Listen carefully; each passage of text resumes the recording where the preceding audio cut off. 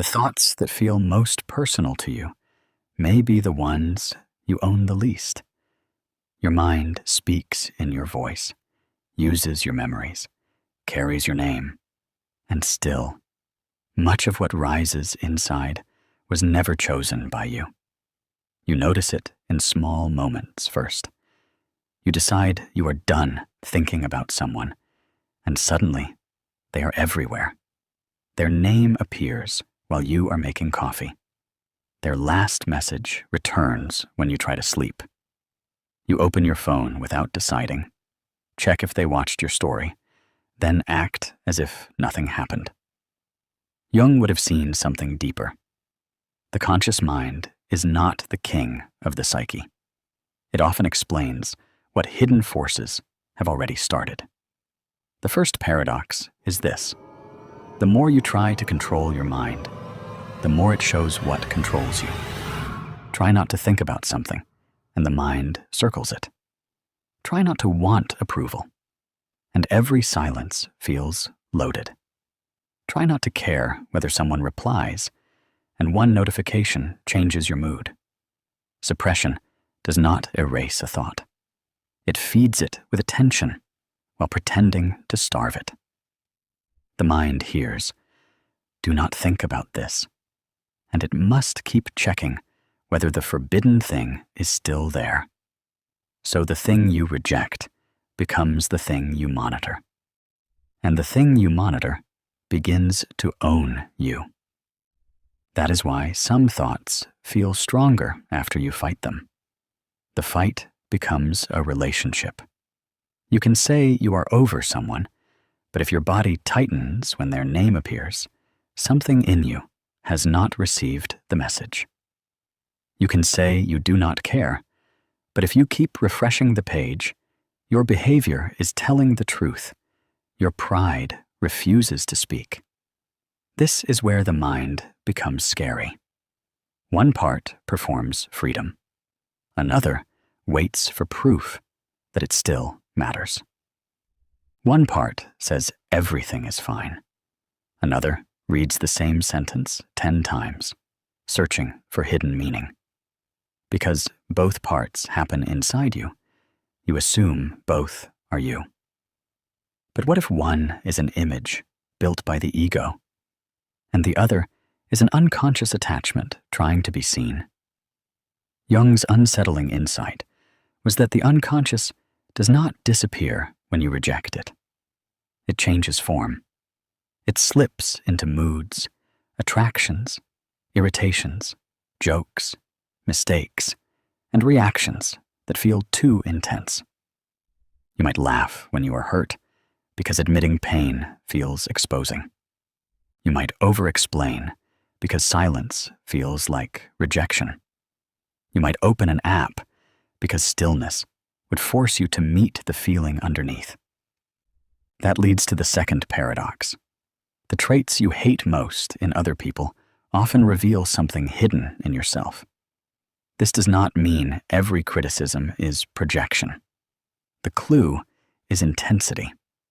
When your reaction feels larger than the event, when someone irritates you in a strangely personal way, when you keep replaying what they did, even though it barely touches your life, the psyche may be pointing toward a rejected part of you. Maybe you see someone posting constantly, showing off their life, and your first reaction is disgust. You call them desperate. You call them fake. But underneath, there may be a quieter truth. A part of you also wants to be seen, but you learned to shame that desire before anyone else could. So when another person expresses it openly, you do not only see them, you see the part of yourself you buried. Because that part is not allowed to live inside you, it appears as something unbearable outside you. This is the shadow in its most ordinary form. The rejected pieces of yourself that you meet every day in other people. The person who annoys you for being too loud may carry the freedom you denied yourself. The person you judge for being needy may touch your own fear of needing anyone. The person you mock for caring too much may remind you of the version of yourself that once cared openly. The scary part is that projection feels like perception. It arrives as certainty. You just know they are ridiculous. You just know they are weak. You just know they are embarrassing. Because the judgment feels so clear, you rarely ask why it has so much emotional charge. Think about the person you cannot stop criticizing. Not the one who truly harmed you, but the one who gets under your skin in a way that feels irrational. What do they represent? Confidence without permission? Desire without shame? The answer may not be comfortable, because the mind protects self-image by turning recognition into judgment. And this leads to the third paradox. Your strongest opinions may be protecting your weakest wounds. A person who mocks vulnerability may not be emotionally strong. They may be terrified of what would happen if they softened. A person who says they hate drama may create distance the moment a real conversation begins. Someone who insists they are just logical may use logic to avoid needing comfort. The belief sounds like clarity from the outside. Inside, it may be armor. This is why the ego is so convincing. It does not simply lie. It builds an identity around the lie until the lie feels noble. I do not need anyone sounds powerful when the deeper truth is fear of being controlled. I am hard to impress sounds refined when the deeper truth is, if I admire someone, I feel smaller. It can take shame and call it standards, avoidance and call it peace, numbness and call it maturity. That is why people suffer under beliefs they think are protecting them. They choose distance, then wonder why they feel unseen. They pretend not to care, then feel resentful when no one comes closer. They act unbothered, then privately replay every small sign of rejection. The mind creates a rule to prevent pain, but the rule quietly keeps producing the same loneliness. Your mind may not be yours in the way you assumed, not because something outside has stolen it, but because much of it was built before you became conscious enough to choose. You learned which parts of yourself were safe to show, and which parts had to go underground. Years later, those buried parts began speaking through attraction, irritation, anxiety, pride, and obsession. That is the doorway into the next layer. If the mind can hide through unwanted thoughts, through the people you judge, and through the beliefs you defend, then your relationships may be less about other people than they appear. The person you want, the person you avoid, and the person you cannot release may each be carrying a message from a part of you that has not found another way to speak. The fourth paradox is this. The person you cannot stop wanting may not be the person your soul recognizes. They may be the person your wound understands. This is one of the most uncomfortable paradoxes in psychology. You may not want what you think you want.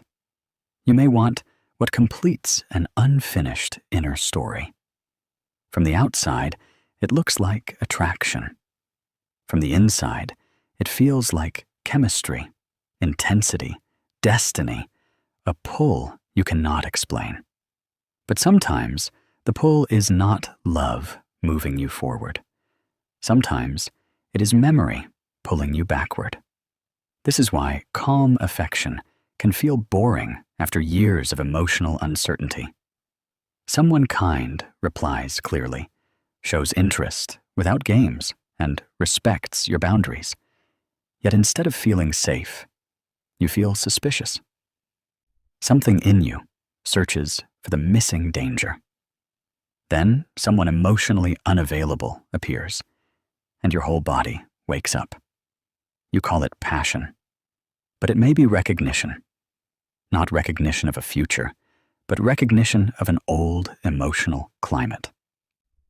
The psyche often mistakes familiarity for truth. If love was once mixed with distance, your mind may confuse distance with depth.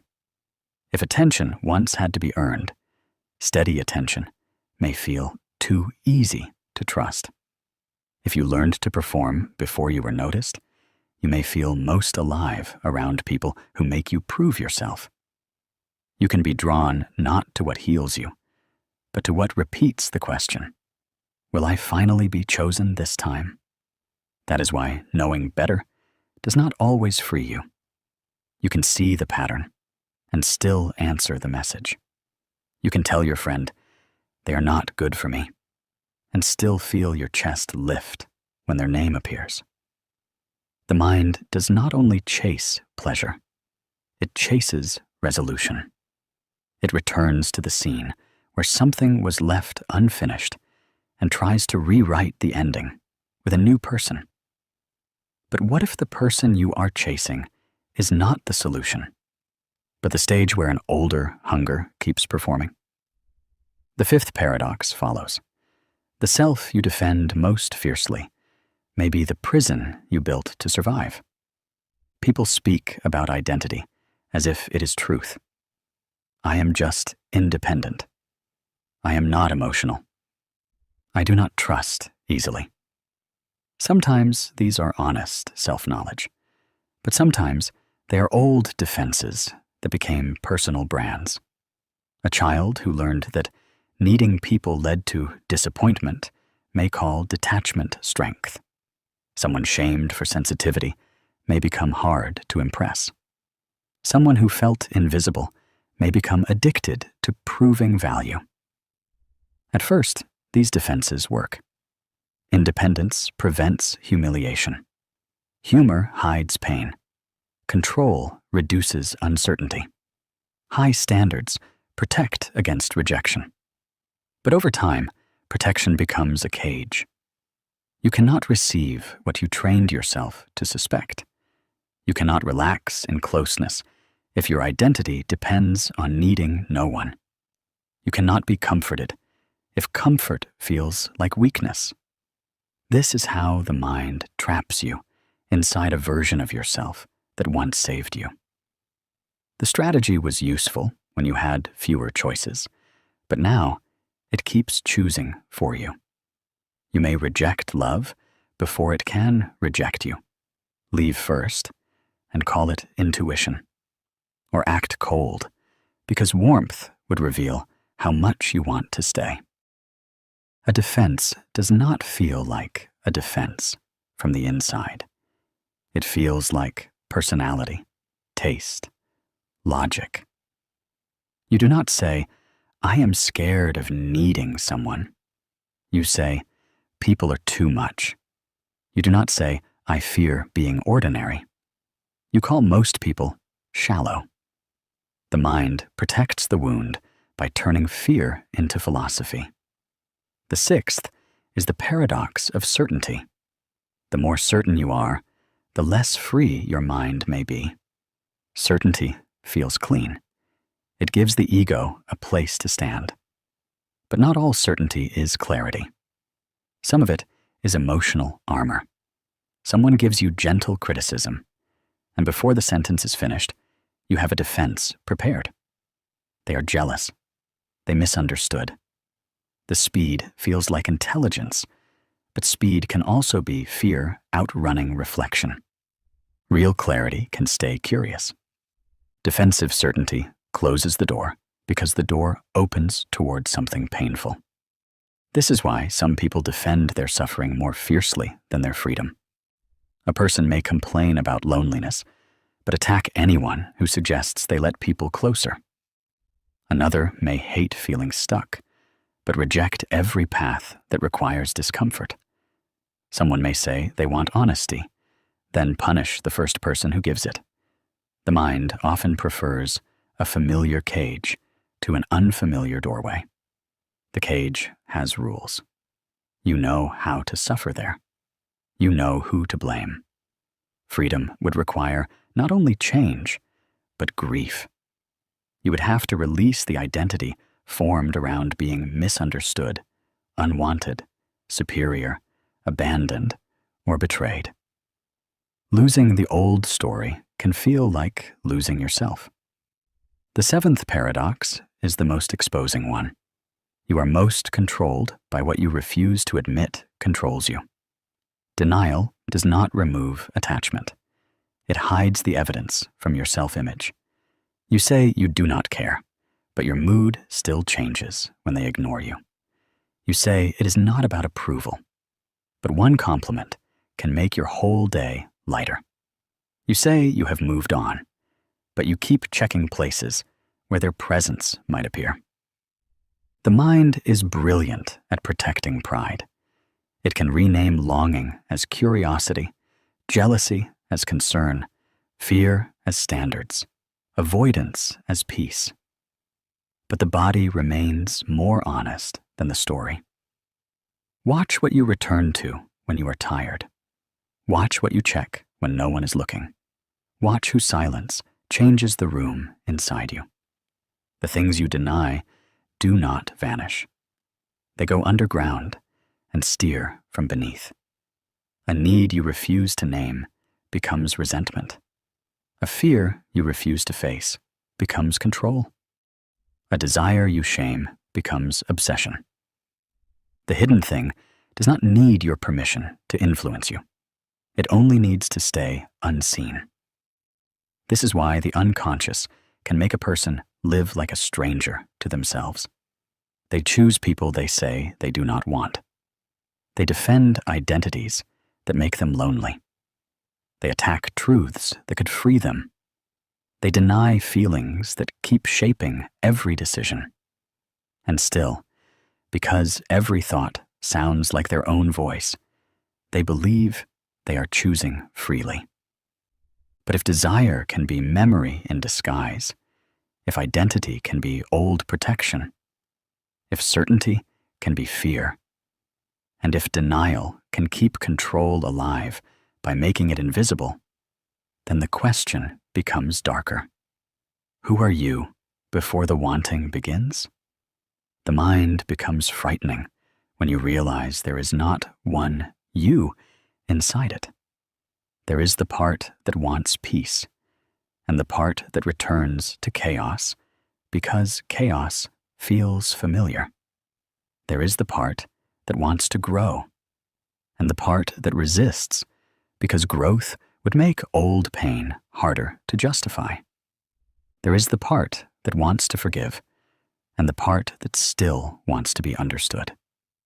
This is the eighth paradox. You are not one self. You are a negotiation between inner forces, and the loudest voice is not always the truest. You feel this split in ordinary moments. One part wants to answer calmly. Another wants to punish them with silence. One part wants to stop checking your phone. Another wants the relief of seeing their name. One part wants discipline, while another reaches for the app or the distraction because it is immediate. Then the conscious mind arrives afterward to make it sound intentional. Self-control fails when it treats the mind like a single command center. You are dealing with hidden loyalties, comfort, pride, an old wound. So when you say, I should just move on, the deeper question is which part of you still benefits from staying attached. Jung saw the psyche as something deeper than the conscious personality. The ego says, this is who I am. The unconscious answers through impulses, attractions, mistakes, dreams, and repeating patterns. What you refuse to meet inside does not wait politely. It finds another route. That leads to the ninth paradox.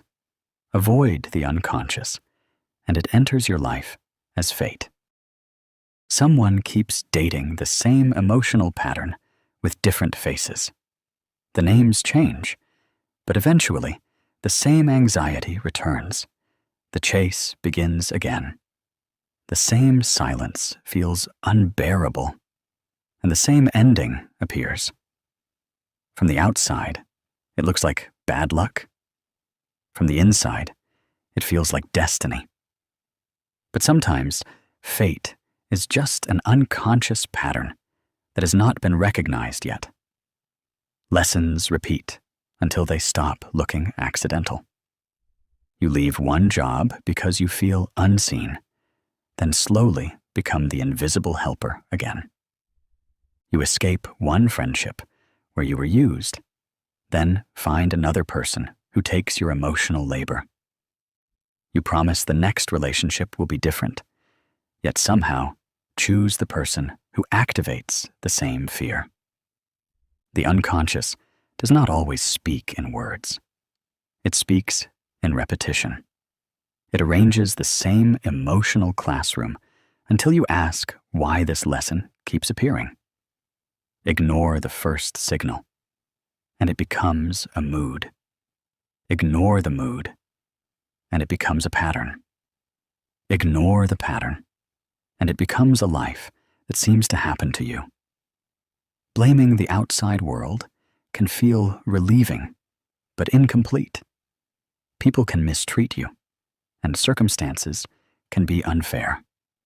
But why does this rejection feel like the end of your worth?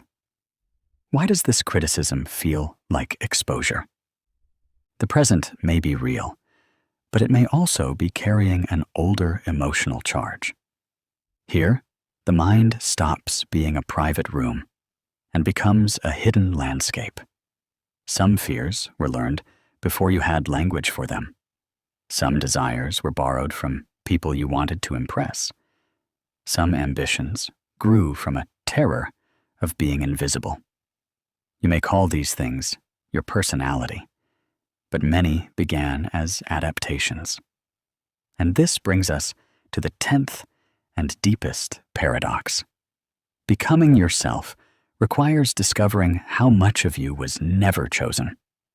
That can feel humiliating at first. Your confidence may be partly performance. Your independence may be partly fear. Your generosity may be partly a plea to be kept. Your ambition may be partly revenge against everyone who underestimated you. The ego wants a clean story. It wants every trait to be noble, every preference authentic, every decision free. But real self-knowledge is rarely that flattering. The version of yourself you protect may be incomplete. The confident one may hide shame. The helpful one may hide resentment.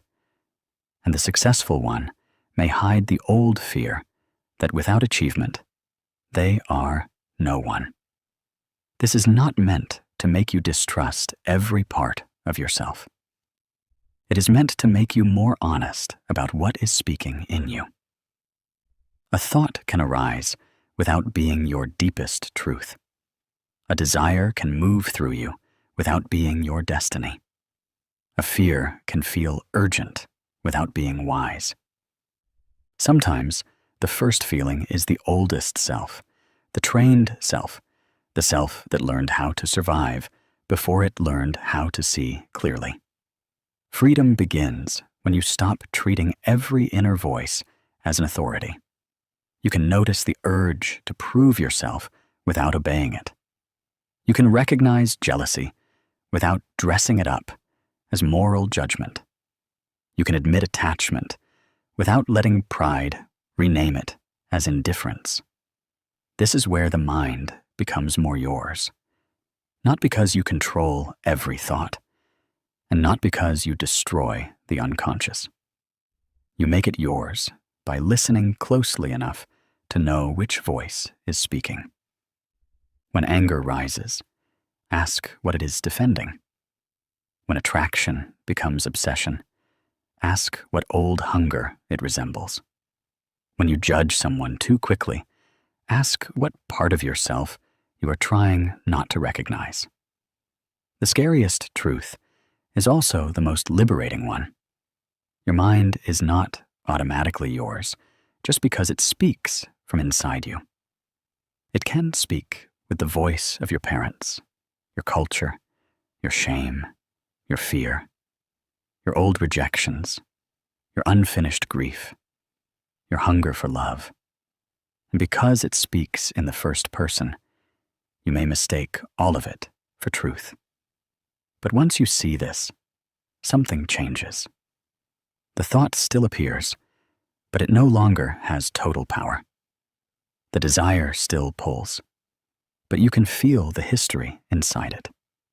The fear still tightens the body, but you can hear that it is protecting a version of you that may no longer exist. Jung's frightening insight was not simply that there is darkness in the mind. It was that darkness becomes dangerous when it is unseen. What you do not face becomes your timing, your taste, your enemies, your attractions, your excuses, your moods, and eventually, the shape of your life. The goal is not to have a perfectly silent mind. It is to stop being possessed by everything that passes through it. You become free by recognizing which parts are asking to be understood, which parts are repeating old fear, and which parts are ready to live without the story that once kept them safe. Your mind becomes yours the moment you stop believing every thought is you.